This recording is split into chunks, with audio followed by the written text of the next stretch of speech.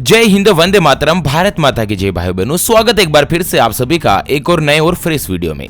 तो आइए दोस्तों जानते हैं कि आखिर कौन बनेगा भारत का अगला प्रधानमंत्री। क्या कहती है जनता की राय, क्या कहता है जनता का फैसला। जी हाँ दोस्तों, मौजूदा वर्तमान प्रधानमंत्री श्री नरेंद्र मोदी जी 2 बार चुनाव जीत चुके हैं और आने वाला लोकसभा का चुनाव 2019 में होगा। दोस्तों, प्रधानमंत्री नरेंद्र मोदी जी के कार्यकाल में बहुत कुछ अच्छे काम हुए, लेकिन आप सभी को पता है कि राजनीति है, आरोप और प्रत्यारोप दोनों चलता ही रहता है। तो दोस्तों आइए इस वीडियो में अपन जानते हैं कि आखिर आने वाले लोकसभा चुनाव 2024 में भारत के प्रधानमंत्री की कुर्सी की कमान आखिर कौन संभालेगा। प्रधानमंत्री नरेंद्र मोदी जी एक बार फिर से यानी कि लगातार तीसरी बार प्रधानमंत्री बन पाएंगे, या दोस्तों प्रधानमंत्री की जो कमान है वो राहुल गांधी जी के हाथ में चली जाएगी। एनडीए, यूपीए या किसी अन्य पार्टी, किसके हाथ में जाएगी सियासत की कमान, कौन बनेगा अगला प्रधानमंत्री। तो दोस्तों एक एक करते हुए भारत के सभी राज्यों के जनता की राय के ओपिनियन पोल के ऊपर चर्चा करने वाले हैं।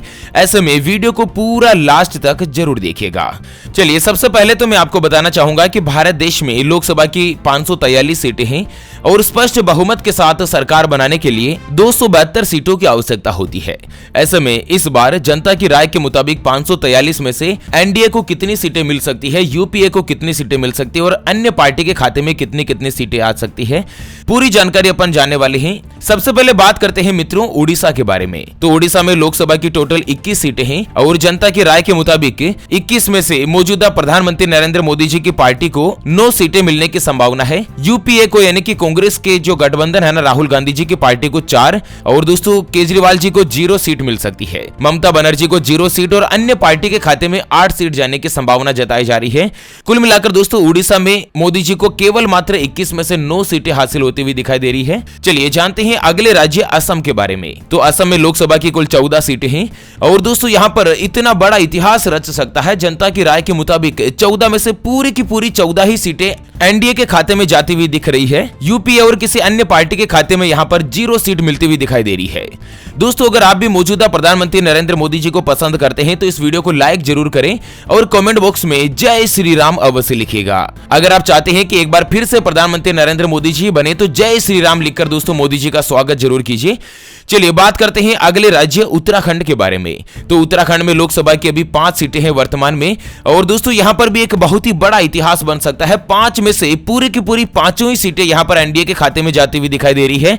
यूपीए और किसी अन्य पार्टी के खाते में 0 सीट मिल सकती है। उत्तराखंड में एक बार फिर से दोस्तों 5 में से पूरी की पूरी 5 ही सीटें जो है ना वो प्रधानमंत्री नरेंद्र मोदी जी को मिल सकती है। अगली चर्चा करते हैं मध्य प्रदेश राज्य की। मध्य प्रदेश में दोस्तों लोकसभा की कुल 29 सीटें हैं और जनता की राय जिस तरह से निकल कर आ रही है ना कि 29 में से पूरी 25 सीटें प्रधानमंत्री नरेंद्र मोदी जी के खाते में जा सकती है, यानी कि यूपीए को मिल सकती है और 4 सीटें राहुल गांधी जी को मिल सकती है। दोस्तों केजरीवाल और ममता बनर्जी के साथ ही अन्य पार्टी के खाते में यहां पर 0 सीट मिलती हुई दिखाई दे रही है। एक बार फिर से मध्य प्रदेश में भी भारतीय जनता पार्टी यानी कि एनडीए जो उसका गठबंधन है ना वो सबसे बड़ी पार्टी बनकर भी निकल सकता है।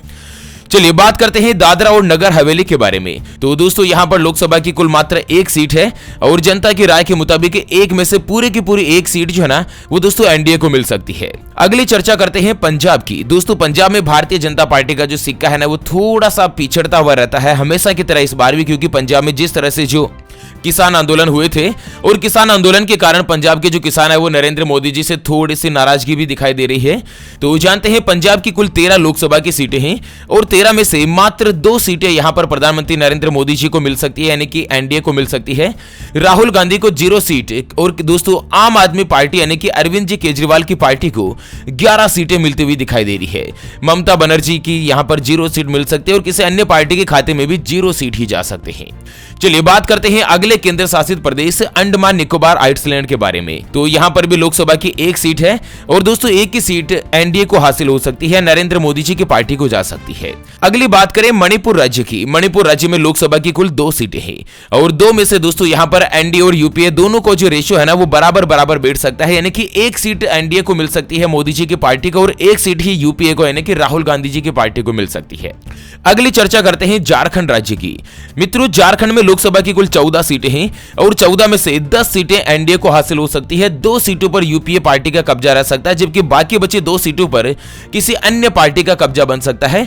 यानी कि झारखंड में भी एक बार फिर से भारतीय जनता पार्टी जो है ना वो सबसे बड़ी पार्टी बनके हुए उभर सकती है। चलिए मित्रों, वहीं नागालैंड में लोकसभा की 1 सीट है और एक ही सीट जो है ना वो यहाँ पर यूपीए को मिल सकती है, यानी कि राहुल गांधी जी की पार्टी को प्राप्त हो सकती है। चलिए अगले राज्य की बात करें और यह भी चर्चा करेंगे कि कुल 543 लोकसभा सीटों में से किस किस पार्टी को कितनी कितनी सीटें मिलने की संभावना बन रही है। उससे पहले आपको एक महत्वपूर्ण और इंपॉर्टेंट बात बताना चाहूंगा कि जिंदगी में आप कई ऐसे लोगों से मिले होंगे जो कि बहुत ही ज्यादा मेहनत करते हैं, तो वहीं कुछ लोग आपको ऐसे भी मिले होंगे जो बहुत कम मेहनत करने के बाद भी बहुत ही आगे तक पहुंच जाते हैं। वहीं जिंदगी में आप कुछ ऐसे लोगों से भी मिले होंगे जो बहुत मेहनत करने के बावजूद भी आखिर वो हासिल नहीं कर पाते जिनके वो हकदार होते हैं, यानी कि जीवन उनका गरीबी में ही निकल जाता। मित्रों, यह ग्रहों का खेल नहीं तो और क्या है, और इसी के समाधान के लिए हमारे गुरुजी आप तक लेकर आए हैं आपके अपने जीवन के बारे में व्यक्तिगत यानी कि पर्सनलाइज्ड कुंडली, जिससे आप घर बैठे ये पता लगा सकेंगे कि आपके 9 ग्रह आपके बारे में क्या कहना चाहते हैं। क्या आपकी कुंडली यानी कि किस्मत में कोई दोष तो नहीं, अगर दोष है तो वो क्या है और उसका समाधान क्या है, उसके बारे में कंप्लीट जानकारी हम आपको कुंडली रिपोर्ट में बताने जा रहे हैं,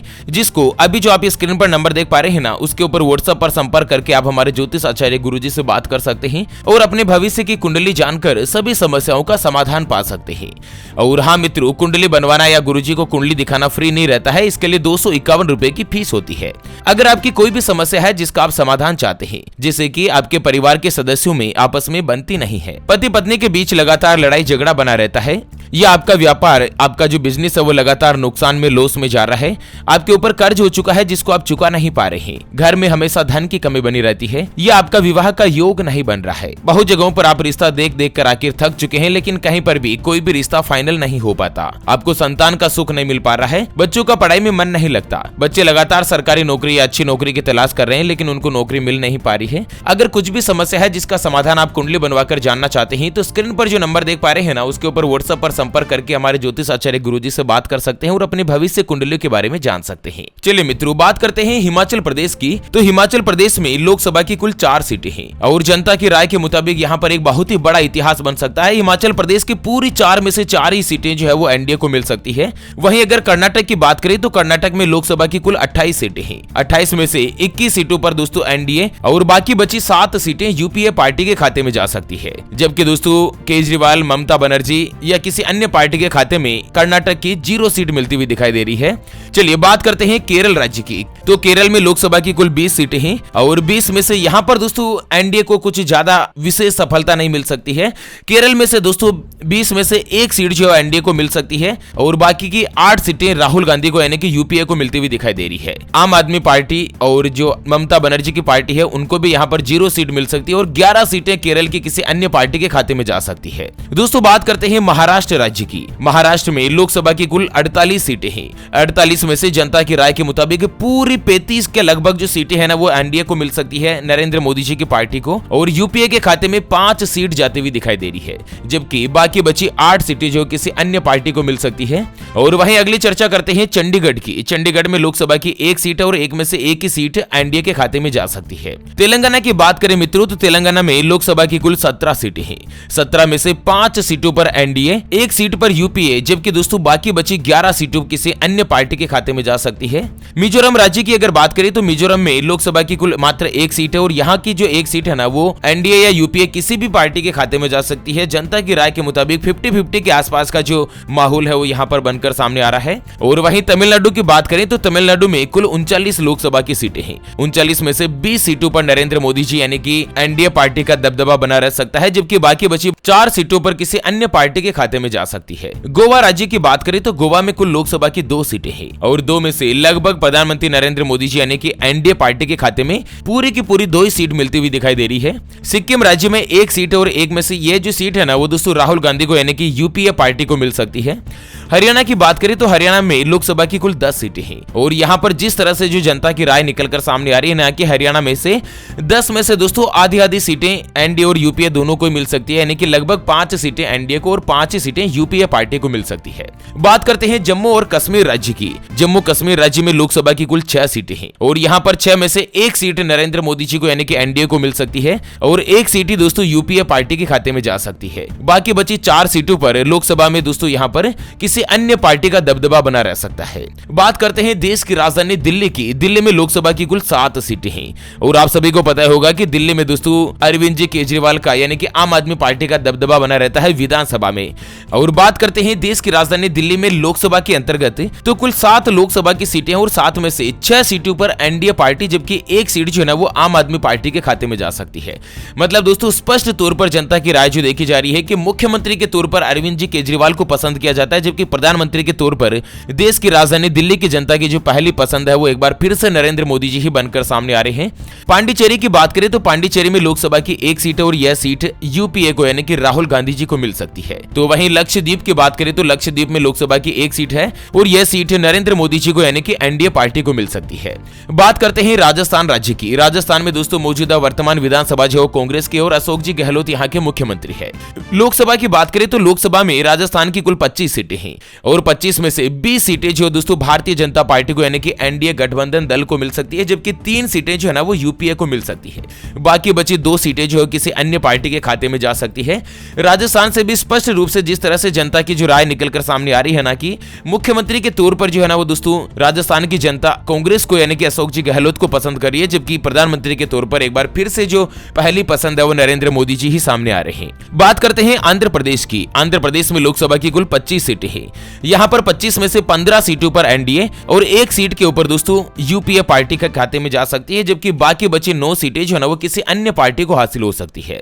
दमन और दीव की बात करें ना केंद्र शासित प्रदेश की तो वहां पर भी लोकसभा की 1 सीट है और यह सीट नरेंद्र मोदी जी को यानी कि एनडीए पार्टी के खाते में जा सकती है। चलिए बात करते हैं नरेंद्र मोदी जी के खुद के ही गृह राज्य गुजरात की। गुजरात में दोस्तों पिछले कई सालों से भारतीय जनता पार्टी जो अपना सिक्का कायम करते हुए रह रही है और यहाँ पर बात करें लोकसभा की तो गुजरात में लोकसभा की कुल 26 सीटें और एक बार फिर से मजबूत इतिहास बनता हुआ दिखाई दे रहा है कि 26 में से पूरी की पूरी 26 ही सीटें जो है ना वो दोस्तों एनडीए पार्टी को मिल सकती है यानी कि नरेंद्र मोदी जी एक बार फिर से गुजरात की सभी सीटों पर अपना कब्जा बना सकते हैं। अगली चर्चा करते हैं त्रिपुरा राज्य की। त्रिपुरा में लोकसभा की कुल 2 सीटें हैं और यहाँ पर जनता का जो फैसला है ना वो आधा आधा यानी कि 50-50 के ऊपर बन रहा है। दोस्तों 2 में से 1 सीट एनडीए को और 1 सीट ही यूपीए पार्टी को मिलती हुई दिखाई दे रही है। चलिए मित्रों अगली बात करें छत्तीसगढ़ राज्य की। छत्तीसगढ़ जो कि एक नक्सली एरिया के रूप में विख्यात है दोस्तों, यहाँ पर लोकसभा की कुल 11 सीटें और 11 में से 9 सीटें जो है प्रधानमंत्री नरेंद्र मोदी जी की पार्टी एनडीए को मिल सकती है जबकि 2 सीटों पर यूपीए पार्टी का कब्जा रह सकता है। पश्चिम बंगाल की बात करें दोस्तों ममता बनर्जी के गढ़ की तो यहाँ पर लोकसभा की कुल 42 सीटें हैं और यहाँ पर भी दोस्तों लगभग आधी सीटें जो प्रधानमंत्री नरेंद्र मोदी जी की पार्टी एनडीए को मिल सकती है यानी कि 42 में से लगभग 20 सीटें मिलती हुई दिखाई दे रही है। बाकी बची 22 सीटें जो है ना वो दोस्तों ममता बनर्जी की पार्टी को यहाँ पर हासिल हो सकती है। राहुल गांधी और अरविंद केजरीवाल जी जो लगभग पश्चिम बंगाल में खाता भी नहीं खोल पाएंगे, इस तरह से जनता की राय निकलकर सामने आ रही है। अरुणाचल प्रदेश की बात करें तो लोकसभा की कुल 2 सीटें और 2 में से 2 ही सीटें जो है ना वो राहुल गांधी जी को मिल सकती है। अगली चर्चा करते हैं उत्तर प्रदेश की। उत्तर प्रदेश में कुल लोकसभा की 80 सीटें हैं और जिस तरह से दोस्तों यहाँ पर भी भारतीय जनता पार्टी का जो कब्जा जो है वो दोस्तों एक बार फिर से दबदबा बना रह सकता है। 80 में से लगभग 65 सीटें जो है एनडीए को मिल सकती है और 15 सीटें किसी अन्य पार्टी के खाते में जा सकती है। बिहार की बात करें तो बिहार में लोकसभा की कुल 40 सीटें हैं। 40 सीटों में से 29 सीटों पर एनडीए, 1 सीट पर यूपीए जबकि बाकी बची 10 सीटें जो है ना वो बिहार की किसी अन्य पार्टी के खाते में जा सकती है। मेघालय राज्य की बात करें ना सबसे आखिर में तो यहाँ पर लोकसभा की कुल 2 सीटें हैं और 2 में से 2 ही सीटें जो है ना वो एनडीए पार्टी के खाते में जाता हुआ एक बड़ा इतिहास बनता हुआ यहाँ पर नजर आ रहा है। और कुल आफ्टर ऑल एवरेज की अगर बात करें ना तो दोस्तों लोकसभा की 543 सीटों में से 359 सीटें नरेंद्र मोदी जी को मिल सकती है, 66 सीटें राहुल गांधी जी को जबकि अरविंद केजरीवाल जी को 12 सीटें मिलती हुई दिखाई दे रही है और लगभग 84 सीटें किसी अन्य पार्टी के खाते में जा सकती है। वैसे इसके बारे में आपकी क्या राय है मित्रों? आपकी राय और विचार जानना हमारे लिए बहुत ही बड़ा महत्वपूर्ण है कि आपकी राय के मुताबिक कौन बन सकता है अगले साल 2024 में लोकसभा चुनाव में प्रधानमंत्री। तो चलिए इसी के साथ फिलहाल के लिए इस वीडियो को यहीं पर देते हैं विराम। फिर से होंगे हाजिर एक और नई और काम की जानकारी के साथ। तब तक के लिए जय हिंद, जय भारत, वंदे मातरम, वंदे